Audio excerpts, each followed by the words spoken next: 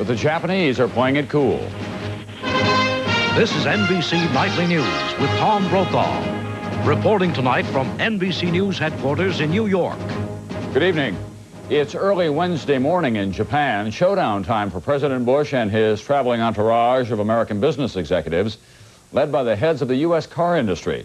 They insist they'll press the Japanese to open their markets to more made-in-the-USA products. The president has a lot riding on this mission, and NBC's John Cochran tonight sets the scene in Tokyo. President Bush says he didn't come to Japan to play games, but on his first day here, he indulged in some Japanese football. The hardball starts when Bush and the Japanese begin trade talks. But Bush may not be as tough as he sounded back in Washington. Even though Bush says his patience is worn thin, he insists he would never punish Japan with trade barriers. Free trade on a level playing field creates jobs and lifts standards in both of our countries. But polls here show the Japanese have, well, they have an attitude problem. They believe Americans should compete by working harder, by applying elbow grease and ingenuity, instead of whining about unfair trade practices. The Japanese also don't appreciate being dragged into America's election year politics by presidential hopefuls trying to outdo each other at Japan bashing. Some Japanese news media also thought it was unseemly for Bush to help open the second Toys R Us outlet in Japan. And I hope that Toys R Us is but the first in a long line of American retailers to locate in this great country. Greater access is an exciting idea, and it'll help create more jobs in America. That's what this trip is all about, jobs. And Bush does have something going for him with the Japanese. He is not a Democrat. The Japanese believe a Democratic president might put new restrictions on their exports. But Japan seems willing to offer only more piecemeal agreements instead of sweeping changes. And if that's the case, then the president's political rivals are sure to say, "You went to Japan, and that's all you brought back?" John Cochran, NBC News, with the president in Tokyo. It's a complicated relationship, these dealings between the U.S. and Japan, but it is not impossible to find solutions. NBC's chief financial correspondent Mike Jensen tonight tells us about the challenges and the opportunities. Mike? Tom, American companies have some legitimate grievances about trade barriers, but they also have to look at themselves, whether they're doing as much as the Japanese to sell in foreign markets. 95% of Japanese high school graduates have taken 6 years of English. No, he wasn't. In the United States, only 1 high school graduate in 1,000 studies Japanese. Japanese executives who come to the U.S. plunge into the American culture. They design their products for Americans and spend millions setting up sales offices. Thank you for your time. American executives in Japan use translators, send their kids to international schools, and rely on Japanese distributors. General Motors and Chrysler don't even make cars with steering wheels on the right, even though that's the way automobiles are sold in Japan. People drive on the left. Is it any wonder that while 1/3 of the cars sold in America are Japanese, only 0.5% of the cars sold in Japan are American? The Japanese years ago dismantled most of their formal barriers to U.S. products, things like tariffs and quotas. But other hurdles remain. Time-consuming inspections of imports, product standards that favor Japanese companies, purchasing agents who look mainly to Japanese suppliers. Still, even American trade officials say U.S. companies are not doing all they can. Business is not flourishing at this point in time because not many are making the long-term commitment to set up a marketing and distribution system. Other countries do better. Mercedes, BMW, and Volkswagen each sold 3 times as many cars in Japan as General Motors, the top American seller. The Germans built their own dealer networks and retooled their assembly lines. Some American companies are making inroads, like Apple Computer, with its expensive marketing campaigns in Japan, including sponsorship of a rock tour. Dekiru Power, More important, Apple sells a computer that can handle Japanese symbols, tailor-made for Japan. So Americans can compete, but the days are long gone when they could just ship their products overseas and expect them to sell. Tom? Thanks, Mike. One of the most outspoken of the American executives traveling with the president is Lee Iacocca, the chairman of Chrysler. He's with us tonight from Tokyo. Mr. Iacocca, this is a complicated subject, but now a number of Japanese major dealers are saying that they're willing to open their distributor program to American car dealers and to set specific goals. Will that be good enough for you? No, but it's about time they did that we could access their market, since they use about 20,000 dealers in our country, and we've got about 1,000 over here. I think that's a step in the right direction, and that's what this trip is doing, opening up their minds a little bit that it's time, that things have not gone too fairly for us. Well, what about Volkswagen and BMW and Mercedes, the German car manufacturers? They're happy with what they're getting in Japan. No, they're not happy. They're sort of the boutique houses. The BMW and Mercedes have always led over here. The Japanese like German cars, have always envied Japanese cameras and the like, and followed up on cars, but they don't do too well. Combined, everybody does maybe 100, 150,000 units. You're talking a 7 million market over here. And so there's got to be a big breakthrough here, and that's what I think the president's trying to do. Bring the subject to the forefront and get these guys to open up the market. Access, we don't have it. If you don't get what you want, will you go along with those congressional Democrats who say that we have to raise the barriers in this country to Japanese automobiles? I don't think you deal with a sovereign nation that way. I think you tell them, look, guys, you got this deficit. The deficit is going down with every country in the world. Right now, we have a $20 billion surplus with Europe, and yet we got this $40 billion, $50 billion deficit with Japan. I think you tell them, hey, guys, in fact, I was here 7 years ago and told them this. They didn't listen. You better take it down about 20% a year for 5 years and get even, or things are going to get tough. And now they're tough in a recession. We're losing employment. So I think we don't tell them how to do it. Just maybe they want to buy more parts and get their 40% content in the U.S. on the cars they build. They're up to 80%. That would help. Maybe they want to buy a few more cars from us. Maybe they want to buy some more rice. Maybe they want to buy some F-16s. Leave it to them. But they've got to get it down or there's going to be trouble ahead. And by the way, they know this. They deal in their own self-interest here. They know if the U.S. stays in the funk we're in economically, 40% of everything they do comes to the U.S. They know it'll affect their market. So they're listening. Mr. Iacocca, thank you very much. When Nightly News continues in a moment, the killing fields in small-town America, the murder rate is way up. Have you had your V8 today? Did you know that V8 juice has less than half the calories of that apple? Wow! Did you know that V8 has more vitamins A and C than that tossed salad? Wow! And did you know that V8 is 100% vegetable juice, so it has no fat, unlike that low-fat yogurt? Wow! So how do you feel now that you know these things? Wow! I gotta have a V8. V8 is a nutritious blend of 8 vegetable juices that taste terrific. Have you had your V8 today? 80% of nation on flu alert. Severe flu season underway. What will you do? Doctors recommend Theraflu, hot liquid medicine that works fast. Theraflu, strong therapy for flu symptoms. Why cook in oil, margarine, or butter? All natural Pam adds only 1/10 the fat and calories and keeps food light and delicious. Pam cooking spray, because how you cook is as important as what you cook. A frightening thought for the new year. Your chances of being a homicide victim have gone up. A congressional study found that murders last year reached the highest level in a decade, increasing to just over 24,000, growing at a faster rate than the population itself. And not just in big cities. NBC's Jim Cummins. These are 4 of the faces from the list of murder victims in 1991. 4 teenage girls shot to death during a robbery at a yogurt store in Austin, Texas. People in a city this size are not used to that kind of violence. He could have just took him, left him, and he didn't have to do what he did. He is going to pay for what he did to my friends. In Savannah, Georgia, another small city, 59 murders last year, a record, and 3 already this year. One of those, a man delivering potato chips to a convenience store. He was shot to death during a robbery for no apparent reason. The gunman fled. Let's hope that the police catch him before we catch him. If he's still in Savannah, we will find him, and we'll bring him down. Many big cities, including Dallas, had a record number of homicides last year, and that was widely reported. But nobody said much about the skyrocketing number of murders in small towns and cities, even rural areas.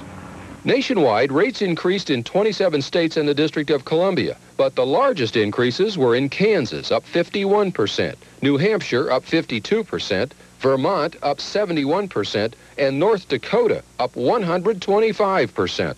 The results are homicides throughout the community, not just in big cities anymore, but in small towns and in cities along major freeways where drug trafficking tends to take off. The deadly combination of drugs and guns, and in cities like San Antonio, both are in the hands of teenage gangs. The city had the gangs meet to negotiate a truce, and that resulted in a melee. They don't want peace, they want war. The problem is innocents get caught in the crossfire. With a recession and the prevalence of guns and drugs, the outlook for murder in America this year is the same or worse. Jim Cummins, NBC News, Dallas. More facts of life from 1991. Higher auto insurance premiums due in part to fraudulent claims. Today, the insurance industry announced a new battle plan. NBC's Robert Hager. Almost daily in Miami, vehicles like this are found. Authorities believe most were intentionally junked by owners who reported them as stolen and collected insurance. In Boston, this student bought a $45,000 BMW like this, reported it to his insurance company as stolen, while another document showed that in reality, he'd shipped it to Saudi Arabia 3 months earlier. Today, the insurance industry said it's alarmed that fraud, false claims of stolen cars, staged accidents, and phony injuries have reached an all-time high, and the expense spread over car owners throughout the country may cost the average family an extra $100 on its auto insurance premium. To head a new organization to crack down on auto insurance fraud, the industry has drafted retired Army General Arnold Schlossberg. I would say 50% of it, and this is a guess, I don't know for sure, are organized rings and professionals who get up every morning making their living stealing millions. Louis Orlando pleaded guilty in a big South Carolina case. 44 pleaded guilty in all to $750,000 in fraud. There's people out there doing this stuff for a living every day. They go out, they say, well, I got to find somebody I'm going to hit today. There's crooked doctors, crooked lawyers, crooked businessmen all over. Well, not all over, but some doctors and lawyers have been convicted. I know an incident where a guy had a new Daytona car, and he didn't want to make the payments on it anymore, so he went out and rented a U-Haul truck and got a friend of his to say he was driving it, rammed it in the rear end and totaled it, and then they paid for it. The insurance industry says unless this stops, honest car owners will continue to foot the bill. Robert Hager, NBC News, Washington. In a moment, tonight's Daily Difference. What works? Barter may be better.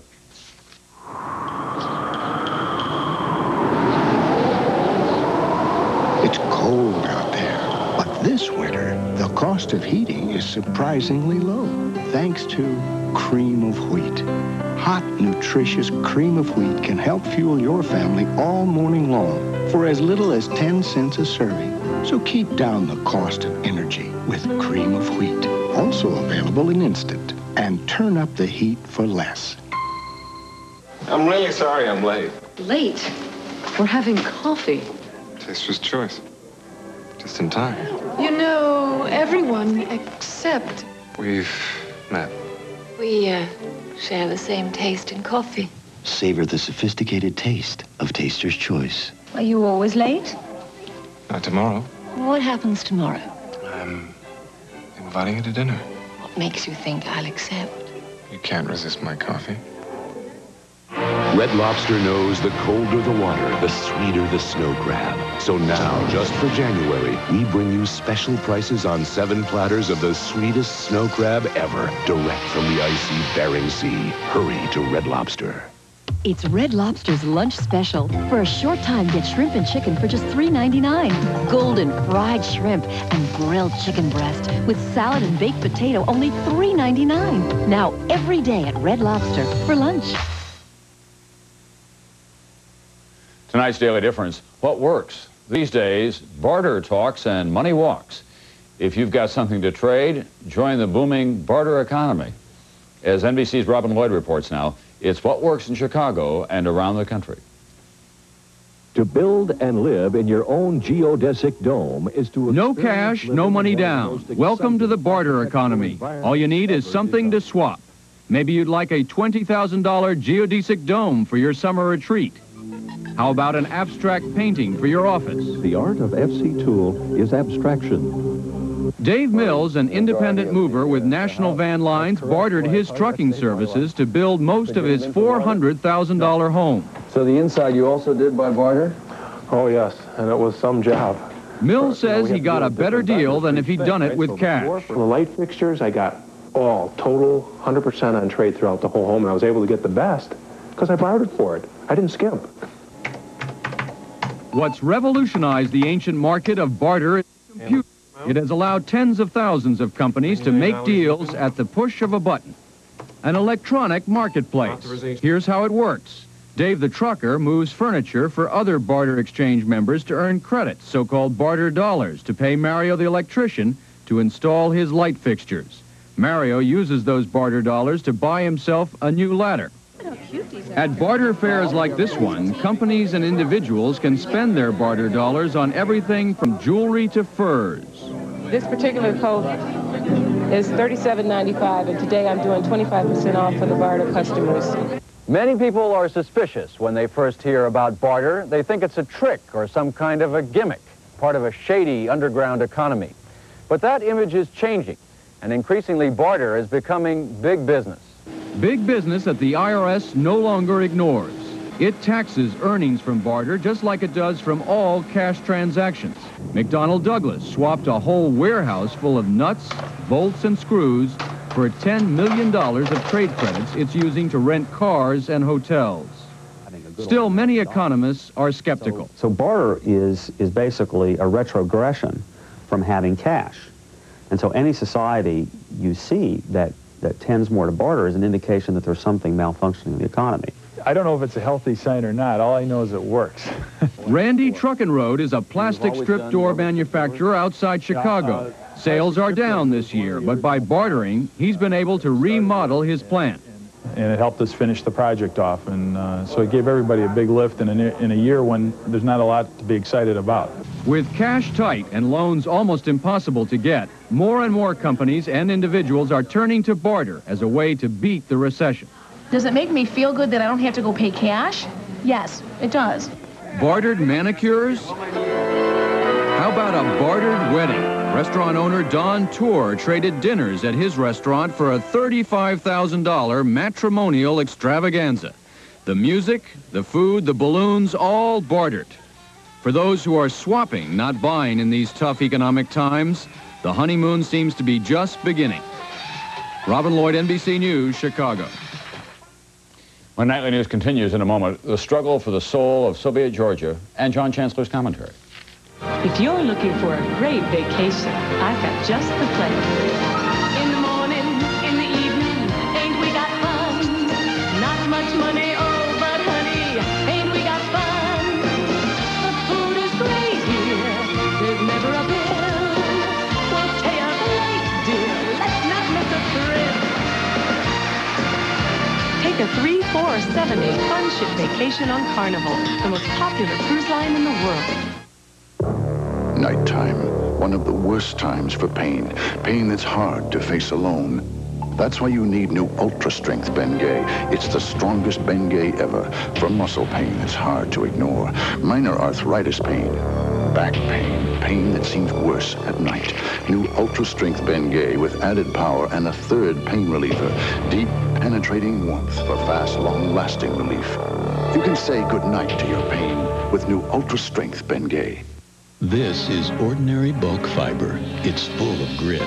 This is new Sunrise Smooth Metamucil. The grit is gone because it's triple ground for smoothness. This is ordinary fiber. The grit is definitely not gone. This is new Sunrise Smooth Metamucil, the best mixing, smoothest tasting natural fiber you can buy. The grit is gone. New Sunrise Smooth Metamucil.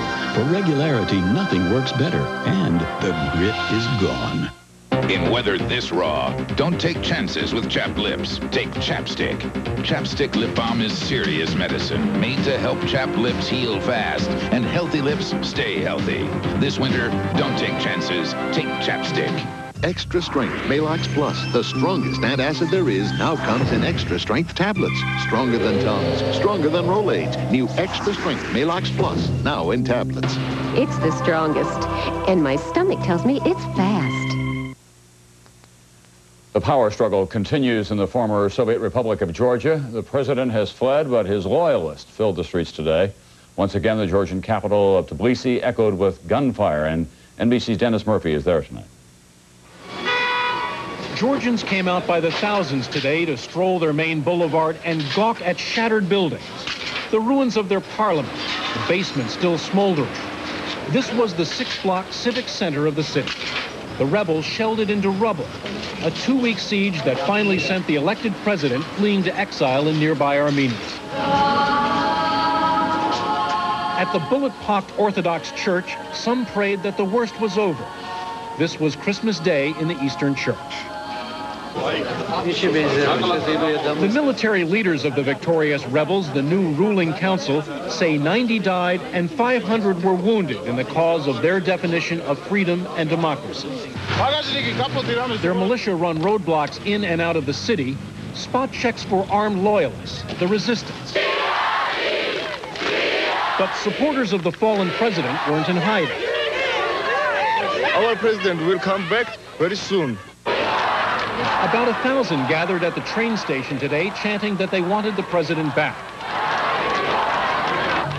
As one group splintered off and walked to the center of town, smoke grenades were launched. Bullets fired over their heads. Then gunmen appeared. This time they fired into the crowd. Witnesses saw 2 demonstrators fall wounded. The gunmen went after the news photographers who had to fight to keep possession of their film and tape. This is the anti-opposition who say that they want democracy in Georgia, and in fact you saw with your eyes what they did here. The new military regime claims it toppled the president for acting like a dictator. But twice now in 4 days the regime's gunmen have shot civilians for trying to exercise the freedom of speech. Dennis Murphy, NBC News, Tbilisi, Georgia. Time now for commentary from John Chancellor. He has his eyes on Tokyo tonight. John. Tom, the Japanese love cars, and if you think you've seen traffic jams, try Tokyo. Japan is so crowded that the police won't let you buy a car unless you've got your own parking place. One difference, the Japanese drive on the left side of the road, so their steering wheels are on the right side of the dashboard, as in England. I was thinking of this when President Bush and the 3 big honchos from Detroit arrived in Japan today. The automakers say they're being kept out of the Japanese market, that all they want is a fair chance to compete. Well, if they want to compete, they might try selling cars in Japan with steering wheels that will work in Japan on the right side of the car. The New York Times reports that General Motors won't do that because it would cut down on the profits. It's hard to believe, but the only GM cars for sale in Japan have the steering wheel on the wrong side. Would you buy a Honda with the steering wheel on the wrong side? A GM official says only as we increase volume can we afford to develop cars for this market. Translation: we won't build the right kind of car for Japan until the Japanese buy more of the wrong kind. That doesn't make any sense. Detroit says it's time to get tough with Japan. Maybe instead Detroit should sell cars in Japan with the steering wheel in the right place. Tom? Thank you, John. Sears Roebuck has cut 44,000 jobs in the past year and a half. That's 14% of its workforce. And today, the company said it would eliminate 7,000 more jobs and have computers do that work instead. Because sometimes the day ends and the pain doesn't, we've created Tylenol PM. It's more than relief. It's relief for those times when you can't sleep. Tylenol PM has extra-strength Tylenol pain reliever to help stop your nighttime aches and pains, plus a gentle ingredient to help you sleep. So you can wake up refreshed in the morning. From the name you trust comes Tylenol PM, so you can rest easy. Ford Motor Company. Profiles in quality. Teamwork. We work good as a team here on a job like this where all 4 of us can work together. That's what I said in '82. And today, teamwork is more important than ever. Our paint job is only as good as a primer coat. My primer coat's only as good as the body prep. My body prep starts with a quality body panel. Together, our goal is to build the highest quality cars and trucks in the world. At Ford, quality is job one. Come on and nutricize your body. Stop! I've been nutricized. I went from a size 12 to a size 6. Now you could do it too, for a lot less. These are the last 3 days to lose 10 pounds free. Start to nutricize your life. Lose 10 pounds free when you call right now. But don't wait. Call 1-800-321-THIN. Hurry, this offer ends in 3 days. As a registered dietitian, I bet you don't get enough fiber every day. I also bet you think high-fiber cereals don't taste good. Well, here's one that does. Fruit and Fiber. It's the only high-fiber cereal with this delicious combination of crispy bran flakes, fruit, nuts, and crunchy oat clusters. Try Fruit and Fiber, and I bet you'll be eating more fiber and liking it. Post Fruit and Fiber cereal, the great-tasting way to get high fiber every day. There was a major change on California streets and highways on the first day of the new year. All motorcyclists are now required to wear helmets. No more Easy Rider. And as NBC's Roger O'Neill tells us tonight, this is a story that goes well beyond California's freewheeling spirit. To wear or not to wear? It's not exactly what Shakespeare said. And for motorcycle riders in 47 states, it's no longer a question either. I don't think it's the government's responsibility to take care of me. It's my job. But that's not what state governments think. California has become the latest state to require helmets, although some are of dubious design. With a fifth of the nation's licensed motorcycle riders in California, helmet sales have been, to say the least, brisk. We sold out of helmets the very first day. But at Rick's Drive-In in Los Angeles, a fellow named Jeremiah, good evening, gentlemen, complained all the helmets are foreign-made. For years and years and years, haven't we been told to help the economy by Buy American, Buy American? While riding helmetless may be reckless, it's a symbol of personal freedom, which bikers in California say is another freedom lost. What will it be next? No blondes in a convertible? Helmet laws, like seatbelt laws, have been passed in part because lawmakers argue uninsured motorcyclists cost taxpayers millions of dollars a year in medical bills. There's many, many more head injuries from automobile accidents than there are from motorcycle accidents. So if we're truly interested in the cost to taxpayers, let's look at helmets in cars for all motorists. 25 states require young drivers to wear helmets and take motorcycle safety courses. In those states, fatal accidents have been reduced. It's when government steps on the rights of adults that adults complain. I won't ride it with a helmet. I can't see. It just blurs my vision and everything. And if you get stopped? I'll pay the fine.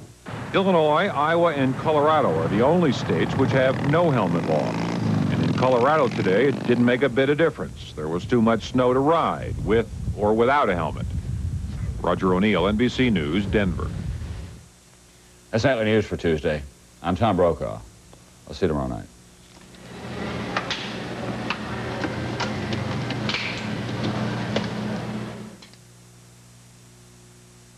Coming up next from your 24-hour news source.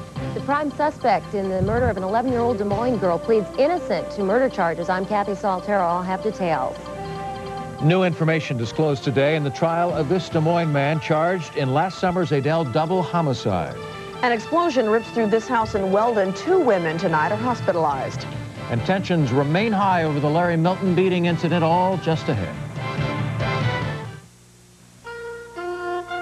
Laughing and crying. Don't tell me what my boys need. Living and loving. Look, I thought the deal was that you were going to take care of this daycare stuff. At the heart of it all, family is there. Oh, Nana. Although times may change, the times that mean the most are the ones shared with family. Join me and Jillian for a dramatic special celebrating the joys and challenges of family life. Join John Bachman and Kim Kerrigan for a Family Works town meeting Monday at 6.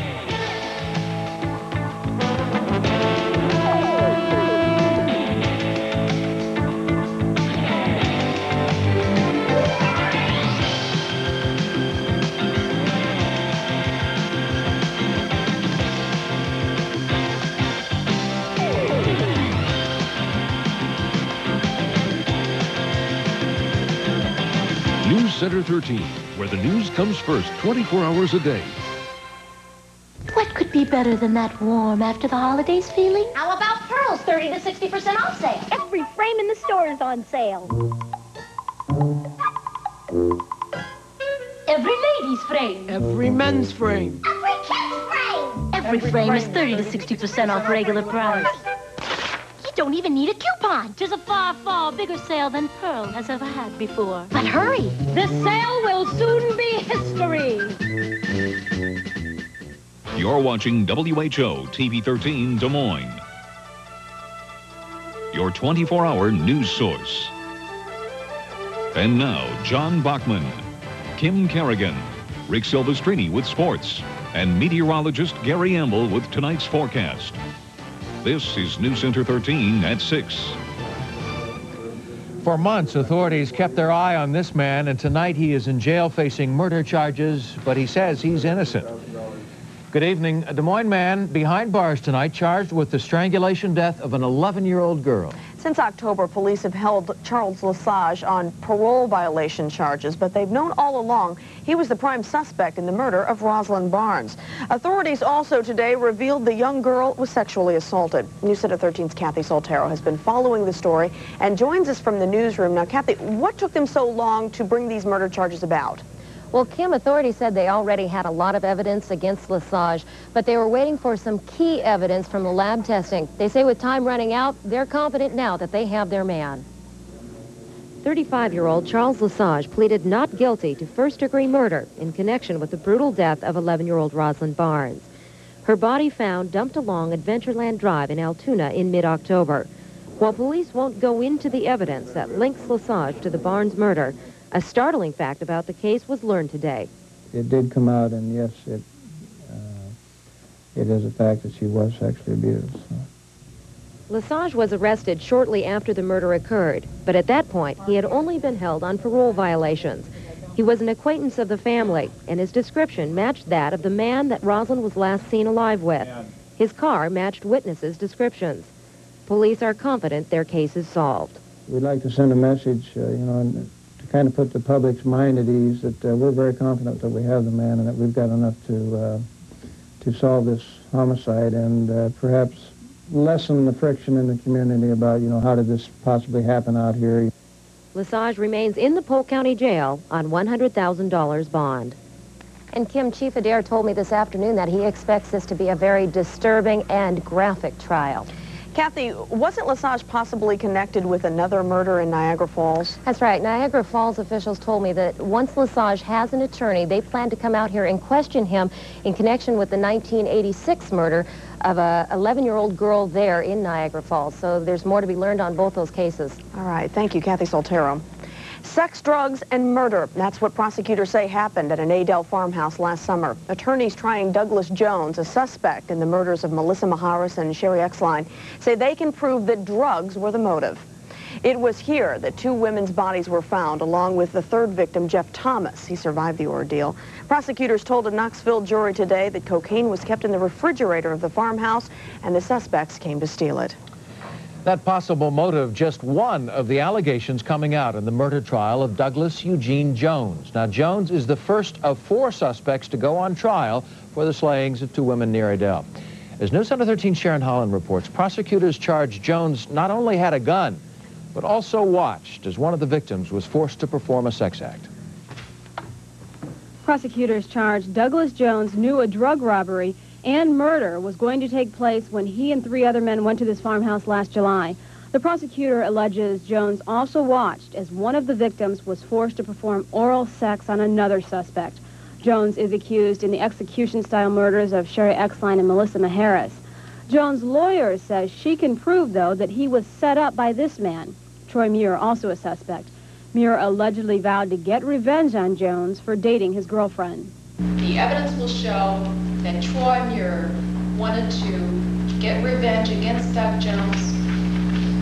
If Troy was going to jail, Doug Jones was going to jail also. Jones' lawyer says the lack of physical evidence also proves he was not at the scene when the murders took place, and that the other 3 suspects planned the whole thing, including kidnapping the 4-year-old son of one of the victims if they could not get the drugs they were looking for. Although it's believed the 4-year-old boy witnessed the murders, he has not been very helpful to authorities. The key testimony is expected to come from a fourth suspect, Joey Dean Wheels, who pleaded guilty in return for his testimony against Jones and the other suspects. Sharon Holland, News Center 13. Now, the gun used in the murders was never recovered. It's believed one of the suspects dumped it in the Des Moines River. The prosecution continues its case tomorrow. An early morning explosion this morning rocking a house in Weldon. 2 women are hospitalized tonight. The explosion was touched off about 7 a.m. The force was great enough to blow the house off its foundation. Every window was shattered and the interior of the house gutted. The cause is still unknown. 89-year-old Ola Patterson and her daughter, 57-year-old Mary Case, were in the house at the time of the blast. Both are in a Des Moines hospital tonight. Patterson is listed in fair condition, Case listed as critical. Our warm, wet weather causing some big problems across central Iowa, namely this, mud. These construction workers say it's more than just a mess. They say the mud is hard on equipment, making it difficult to get materials in. Material in it is, and getting this concrete in. We got a job that's 150 foot in the street. We can't get concrete to it, so it's uphill. Marion says the mud will set this project back a month and cost him an extra $700. And the mud is also forced several rural school districts to change their bus routes, and it's made it difficult for some cattle producers to feed their livestock. While the mud is causing problems for some, the fog is what's foremost in most central Iowans' minds these days. Meteorologist Gary Amble in our weather center. The record of cloudy days just keeps on rolling, Gary. Yep, each and every day we got to put up a new number. Today we had to do that again. This is 12 straight days with no sunshine being reported. The old record is now 10 days. It appears as the 11-day record did have a half hour's worth of sunshine. We haven't had even that. So the last time we had no sunshine, according to Harry Hilliker, our state climatologist, was 10 days. Now you can count it as 12. Our next real chance for sunshine comes along by about Thursday, and we should see it by about Thursday. But right now we have a little rain to contend with.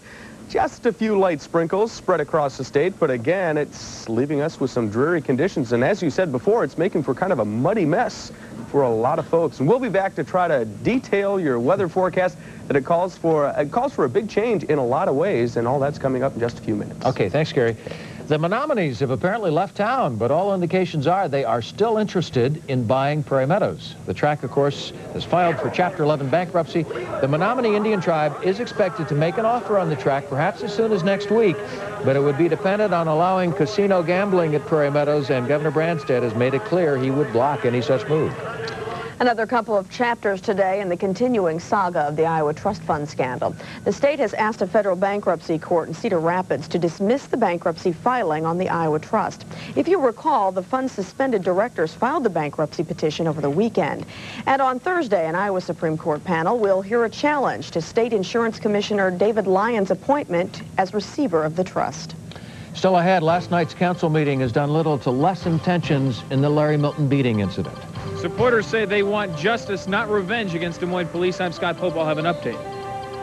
And it's safe to return to the gas pumps, at least at one station, as prices are coming down again.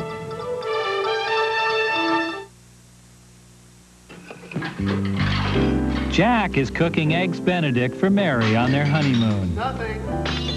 How romantic. Where's the switch for the